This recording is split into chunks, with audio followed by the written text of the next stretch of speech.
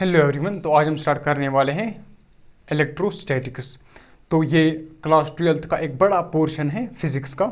तो इसमें हम क्या पढ़ेंगे, इलेक्ट्रोस्टैटिक्स। नाम से ही पता चलता है जब चार्ज रेस्ट पर होंगे, है ना। जब चार्ज रेस्ट पर होगा तो वो कैसे कैसे इफेक्ट्स प्रोड्यूस कर सकता है।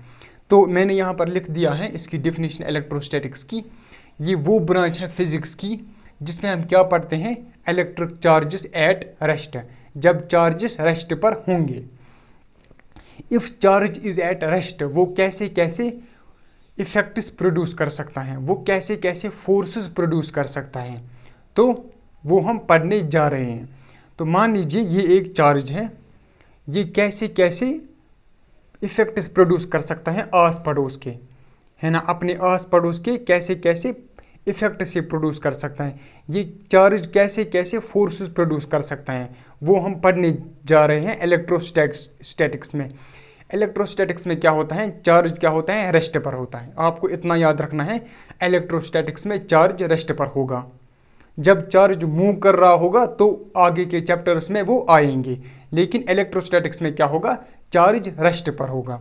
तो यहाँ पर एक और वर्ड आ गया इलेक्ट्रिक चार्जेस।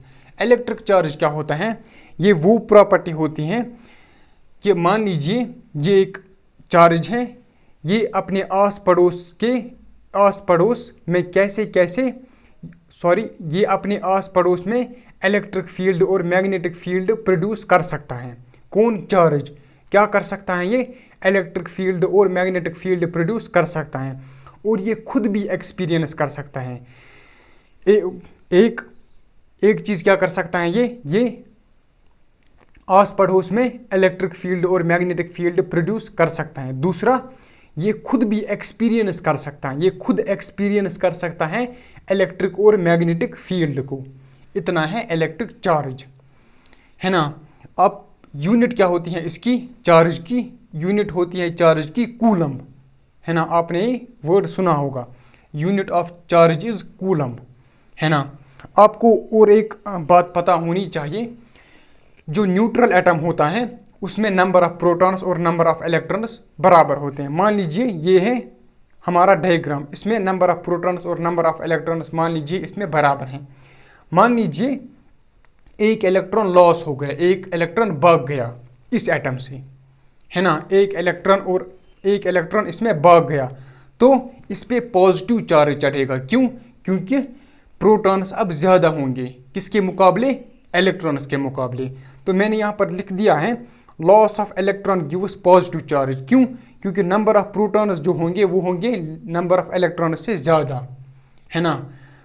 तो जब न्यूट्रल एटम होगा और उसमें से एक इलेक्ट्रॉन लॉस हो गया, एक इलेक्ट्रॉन भाग गया, तो पॉजिटिव उस पर कौन सा चार्ज चढ़ेगा, पॉजिटिव चार्ज। और जब इलेक्ट्रॉन देंगे हम, जब गेन ऑफ इलेक्ट्रॉन होगा, मान लीजिए ये है हमारा एटम, इसने एक इलेक्ट्रॉन गेन किया, इसने एक इलेक्ट्रॉन ले लिया किसी से, तो उस पर नेगेटिव चार्ज चढ़ेगा, किस पर, एटम पर। तो उस पर क्या चढ़ेगा, नेगेटिव चार्ज। क्यों? क्योंकि नंबर ऑफ इलेक्ट्रॉन जो होंगे वो होंगे नंबर ऑफ प्रोटॉन से ज़्यादा, इसलिए उस पर क्या चढ़ेगा, नेगेटिव चार्ज, है ना। ये आपने पढ़ा होगा, तो ये हमारे लिए ज़्यादा इम्पोर्टेंट नहीं है, आप इसको ऐसे ही देख लीजिएगा और इसको नोट भी कीजिएगा, है ना। तो चलिए आगे चलते हैं। अब पढ़ते हैं हम प्रॉपर्टीज़ ऑफ चार्ज, है ना। तो चलिए आगे चलते हैं। तो चलिए अब हम पढ़ते हैं प्रॉपर्टीज़ ऑफ चार्ज। तो कौन कौन सी प्रॉपर्टी है चार्ज की। तो पहली प्रॉपर्टी क्या है, it is a scalar quantity. ये स्केलर क्वांटिटी है ना। हम इसको ऐसे ही जोड़ सकते हैं, मान लीजिए 3 कूलम ऑफ चार्ज हैं और 2 कूलम ऑफ चार्ज हैं, टोटल कितना कूलम हो गया, 5 कूलम। तो ये स्केलर क्वांटिटी है, हम इसको स्केलरली ऐड कर सकते हैं, स्केलर इसका मैथमेटिक्स होता है। तो charge can neither be created nor be destroyed, न चार्ज हम क्रिएट कर सकते हैं न डिस्ट्रॉय कर सकते हैं। हम क्या कर सकते हैं, it can only transfer from one body to another body. ये ट्रांसफ़र हो सकता है एक बॉडी से दूसरी बॉडी तक, लेकिन ये क्रिएट नहीं हो सकता है, ना ये डिस्ट्रॉय हो सकता है। कौन? चार्ज। इसे हम कहते हैं कंजर्वेशन ऑफ चार्ज। इसी को कहते हैं हम क्या कहते हैं हम? Conservation of charge. क्या कहते हैं हम? Conservation of charge. इसको लिख लेते हैं। इसी को कहते हैं हम, यहां पर लिखते हैं हम, कंजर्वेशन ऑफ चार्ज। क्या कहते हैं हम उसको? Conservation of charge.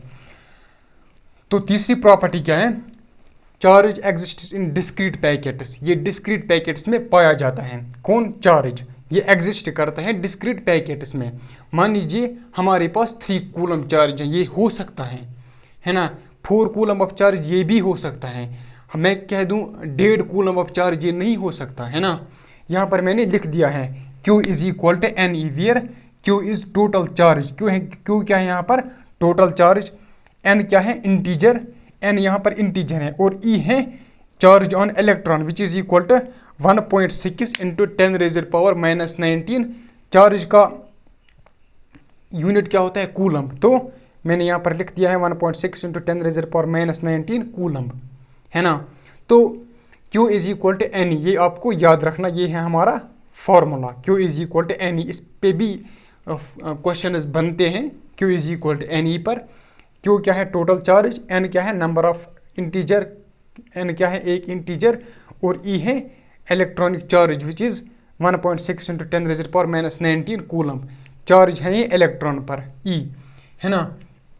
तो जो ये है तीसरा प्रॉपर्टी, इसे हम कहते हैं क्वांटाइजेशन ऑफ चार्ज। क्या कहते हैं हम इसको?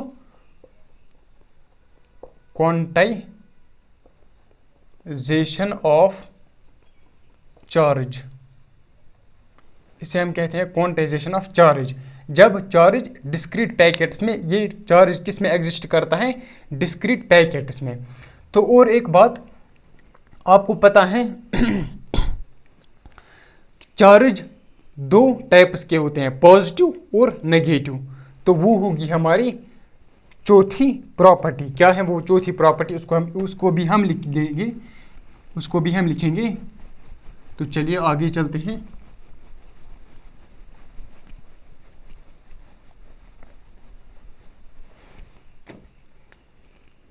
तो चौथी प्रॉपर्टी क्या है? There are 2 types of charges. There are 2 types of charges. वो कौन कौन से हैं? पॉजिटिव चार्ज,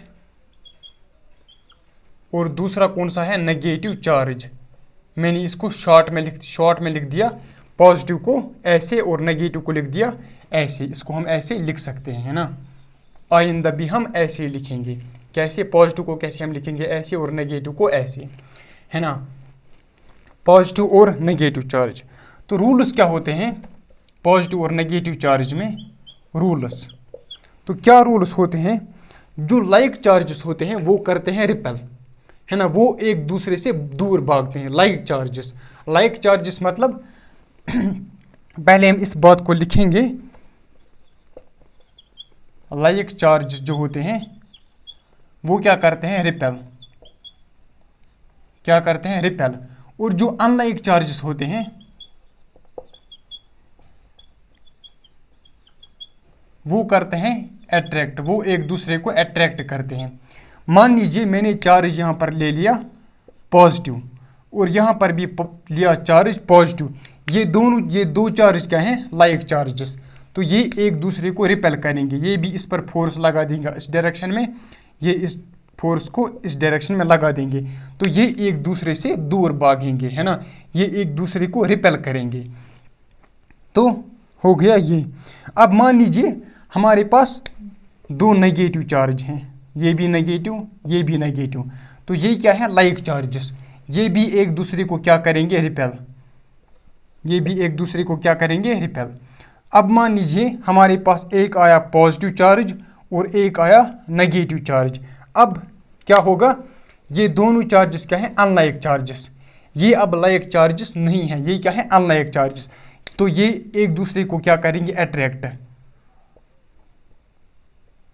किसी फोर्स F से, ये एक दूसरे को अट्रैक्ट करेंगे किसी फोर्स से। तो चलिए अब आगे बढ़ते हैं। हो गया हमारी ये 4 प्रॉपर्टीज़, ये थी प्रॉपर्टीज़ चार्जेस की। तो चलिए अब आगे चलते हैं। चलिए अब आगे बढ़ते हैं और पढ़ते हैं हम अब कंडक्टर्स और नॉन कंडक्टर्स। तो कंडक्टर्स क्या होते हैं, इसमें बहुत सारे फ्री इलेक्ट्रॉन्स होते हैं। फ्री इलेक्ट्रॉन्स मतलब इसमें इलेक्ट्रॉन्स जल्दी एटम से बाहर निकल सकते हैं, है ना, इस पे इलेक्ट्रॉन्स बाहर निकल सकते हैं।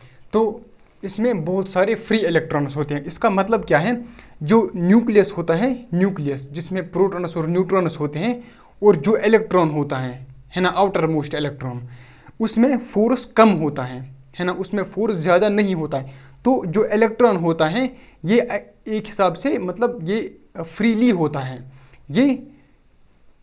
ये क्या होता है, ये और क्या करता है, ये दीज फ्री इलेक्ट्रॉन, जो ये फ्री इलेक्ट्रॉन्स होते हैं ये रेस्पॉन्सिबल होते हैं transfer of charge and energy from one point another. ये रेस्पॉन्सिबल होते हैं किसके लिए, ये चार्जेस और एनर्जी को ट्रांसफ़र करते हैं एक जगह से दूसरी जगह तक, है ना। तो जो ये इलेक्ट्रॉन्स फ्री इलेक्ट्रॉन्स होते हैं यही एनर्जी को एक जगह से दूसरी जगह तक ले जाते हैं। आप इतना याद रख लो। जो अब आता है इसका अपोजिट नॉन कंडक्टर्स, इसको हम इंसुलेटर्स भी कहते हैं। इलेक्ट्रॉन्स और टाइटली बॉन्ड टू एटम्स, जो इलेक्ट्रॉन्स होते हैं वो टाइटली बॉन्ड होते हैं एटम्स के साथ, है ना। जो न्यूक्लियस और इलेक्ट्रॉन होते हैं उसमें फोर्स बहुत ज़्यादा होता है, तो इलेक्ट्रॉन बाहर नहीं निकलना चाहता क्योंकि उसमें अट्रैक्शन बहुत ज़्यादा होती है न्यूक्लियस और इलेक्ट्रॉन के बीच में, है ना। इसलिए इलेक्ट्रॉन्स जो होते हैं वो टाइटली बॉन्ड होते हैं।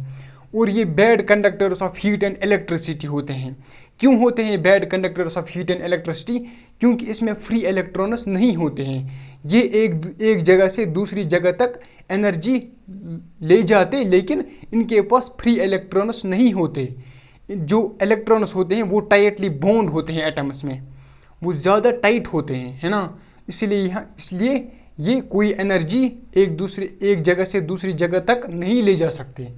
इसे हम कहते हैं नॉन कंडक्टर्स। लेकिन इसमें क्या होता है कंडक्टर्स में, इसमें फ्री इलेक्ट्रॉन्स होते हैं, है ना, इसमें फ्री इलेक्ट्रॉन्स होते हैं। तो वही जो फ्री इलेक्ट्रॉन्स हैं वही एनर्जी को एक जगह से दूसरी जगह तक ले जाते हैं। तो मेटल्स क्या होते हैं कंडक्टर्स, क्योंकि वो उसमें ज़्यादा फ्री इलेक्ट्रॉन्स होते हैं, वो एक जगह से दूसरी जगह तक एनर्जी ले जाते हैं। तो मेटल्स में करंट भी पास कर सकता है, क्यों, क्योंकि उसमें फ्री इलेक्ट्रॉन्स होते हैं, वो एक जगह से दूसरी जगह तक एनर्जी ले जा सकते हैं। तो उसे हम कहते हैं कंडक्टर्स, है ना, सिंपल। अब चलते हैं हम आगे। अब पढ़ेंगे हम चार्जिंग ऑफ ए बॉडी, है ना, चार्जिंग ऑफ ए बॉडी। हम बॉडी को कैसे चार्ज कर सकते हैं, किस किस मेथड से चार्ज कर सकते हैं, तो अब हम वो पढ़ने जा रहे हैं। तो चलिए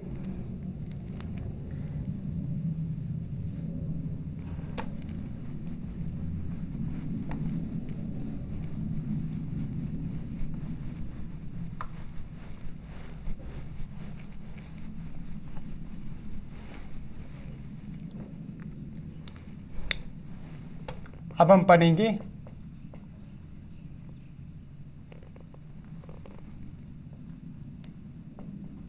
charging of a body.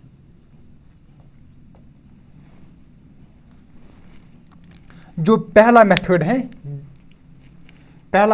Charge को बॉडी करने के लिए, बॉडी को चार्ज करने के लिए वो क्या होगा, चार्ज बाय फ्रिक्शन।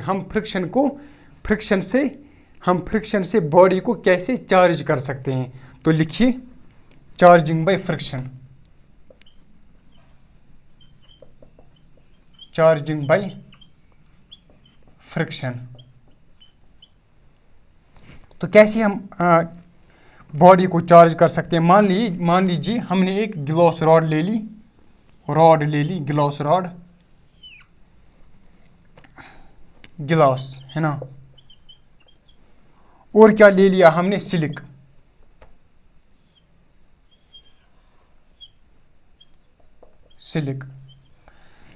एक हमने ग्लास रॉड ले ली और एक सिलिक ले लिया, मान लीजिए हमने इसको रब किया, ऐसे ऐसे हमने रब किया, तो तब क्या होगा, जो इलेक्ट्रॉन्स होंगे ग्लास रॉड के वो ट्रांसफ़र हो जाएंगे इस सिलिक में।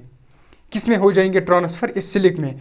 और इस पर क्या रह जाएगा, अगर इलेक्ट्रॉन्स ट्रांसफ़र हो गई इस सिलिक में तो इसमें रह जाएगा पॉजिटिव चार्ज, क्योंकि इलेक्ट्रॉन्स इसमें भाग गए हैं। जिसमें इलेक्ट्रॉन्स भागते हैं उसमें रह जाता है पॉजिटिव चार्ज, है ना। इसमें क्या होगा, इसमें इलेक्ट्रॉन्स आ गए, इसने इलेक्ट्रॉन्स को गेन किया, तो इसमें इस पर कौन सा चार्ज चढ़ जाएगा, नेगेटिव चार्ज। तो हम इस बात को लिखेंगे, जब हम इसको इन दोनों को रब करेंगे सिलिक और गिलास रॉड को, तो तब क्या हो जाएगा, जो गिलास होगा इस पर पॉजिटिव चार्ज चढ़ जाएगा। क्या चढ़ जाएगा? Positive charge. और जो सिलिक है इस पर चढ़ जाएगा नेगेटिव चार्ज, है ना। जितने इस पर पॉजिटिव चार्ज होंगे उतने ही इस पर भी नेगेटिव चार्ज होंगे। क्यों? क्योंकि चार्ज के neither be created nor be destroyed, मैंने आपको बता दिया था, है ना। जितने ये इलेक्ट्रॉन्स उसमें ले लेंगे इतने इसमें आ जाएंगे, है ना।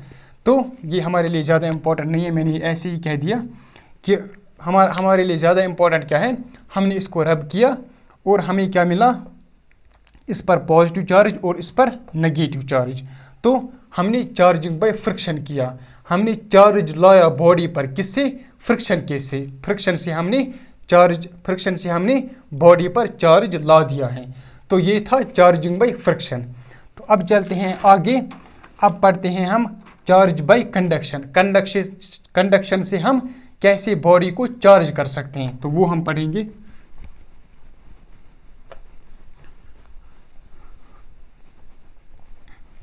तो टॉपिक क्या है, चार्जिंग बाय कंडक्शन। अब हम ये पढ़ेंगे, तो इसका मतलब क्या है, charging by conduction means charging a neutral body by direct contact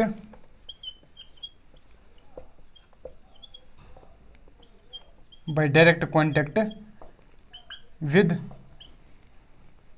a charged body, इसका मतलब क्या है, हम एक न्यूट्रल बॉडी को चार्ज कर सकते हैं बाय डायरेक्ट कंटेक्ट। मान लीजिए ये था हमारा अनचार्जड बॉडी, और ये थी हमारी चार्जड बॉडी। इस पर कोई, मान लीजिए इस पर पॉजिटिव चार्ज था, ये क्या था, चार्जड बॉडी। तो अब क्या करेंगे हम, अब हम इन दोनों को कांटेक्ट में लाएंगे, इस बॉडी और इस बॉडी को हम कांटेक्ट करवाएंगे। तो इस बॉडी और इस बॉडी को हम कांटेक्ट करवाएंगे, तो क्या होगा, इस पर पॉजिटिव चार्ज है। इसका मतलब क्या है, इसका मतलब है इस पे इलेक्ट्रॉन ज़्यादा नहीं है, इस पर कौन से ज़्यादा हैं, प्रोटॉन्स। तो इस पर पॉजिटिव चार्ज है, तो इसका मतलब क्या है, ये है अनचार्जड बॉडी। तो जब हम इन दोनों को कांटेक्ट में लाएंगे, जो इसके इलेक्ट्रॉन्स होंगे वो इसमें पास हो जाएंगे, किसमें, इस बॉडी में, चार्जड बॉडी में। क्यों? क्योंकि इस पर ज़्यादा पॉजिटिव चार्ज है। ये चाहती हैं कि मेरे पास, मैं न्यूट्रल हो जाऊं, लेकिन ये इसको इलेक्ट्रॉन दे देगी, है ना। ये इसको इलेक्ट्रॉन शिफ्ट करेगी, तो इस पर भी चढ़ जाएगा कुछ पॉजिटिव चार्ज, लेकिन इससे कम, किससे, जो इससे पहले था, इस पर भी चढ़ जाएगा पॉजिटिव चार्ज। क्यों? क्योंकि इस पर इसने इसको इलेक्ट्रॉन्स दे दिए, किसको, इसको, इस बॉडी को आधे इलेक्ट्रॉन्स इसने दे दिए, तो इस पर भी कुछ पॉजिटिव चार्ज चढ़ जाएगा। फिर क्या करेंगे हम, फिर हम इनको सेपरेट करेंगे। क्या करेंगे हम इनको फिर सेपरेट, बॉडीज इन कांटेक्ट,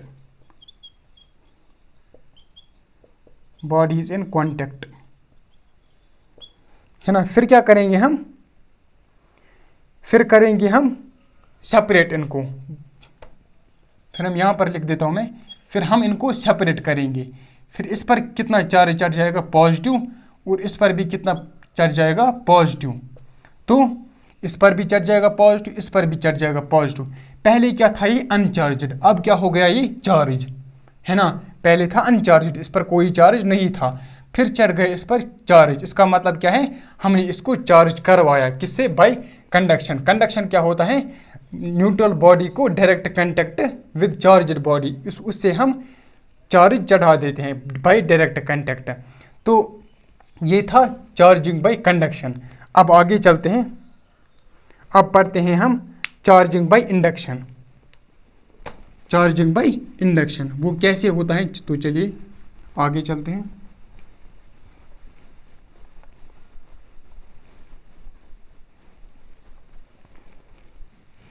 क्या पढ़ेंगे हम अब, charging by induction.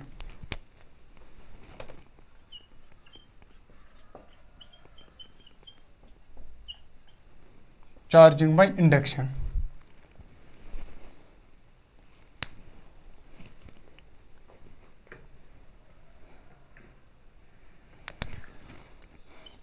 Charging by induction क्या होता है, is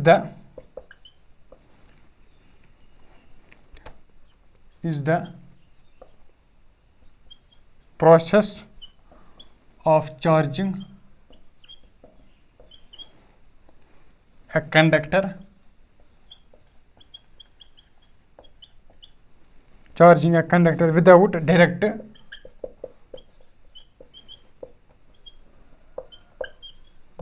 contacts with a charged body।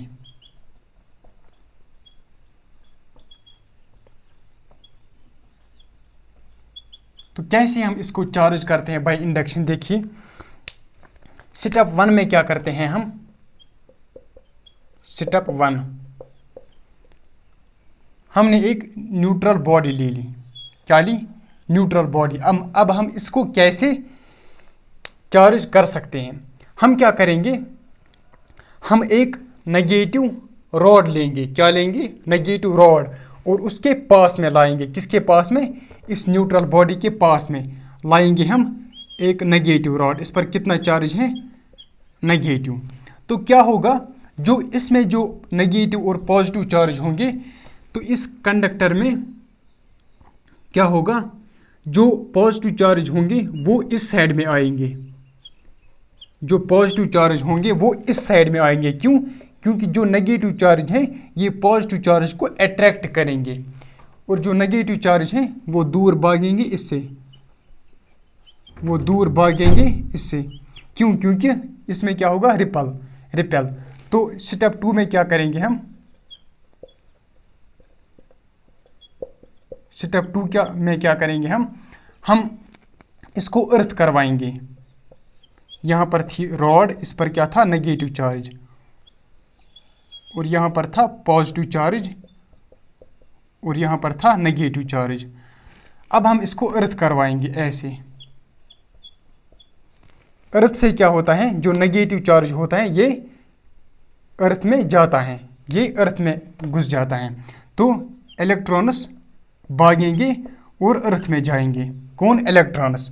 तो फिर क्या करेंगे फिर हम इस रॉड को हटा देंगे, किस रॉड को, इस रॉड को हटा देंगे। स्टेप 3 में क्या करेंगे पहले हम इस अर्थ को काट देंगे। स्टेप 3, ये थी रॉड,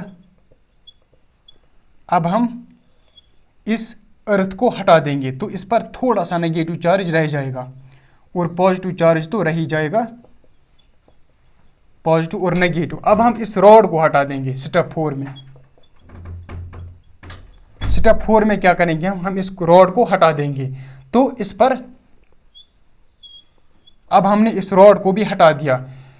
इसमें क्या हो गया था, स्टेप 2 में इलेक्ट्रॉन्स भाग गए थे, तो इस पर कौन सा, ये तो पहले क्या थी, ये न्यूट्रल बॉडी, तो इस पर क्या चढ़ जाएगा, एंड में पॉजिटिव चार्ज, क्या चढ़ जाएगा इसमें, एंड में पॉजिटिव चार्ज इस पर चढ़ जाएगा। क्यों, क्योंकि इलेक्ट्रॉन्स इसमें भाग चुके हैं बाय, है ना, अर्थिंग। तो इतना था आज का चैप्टर।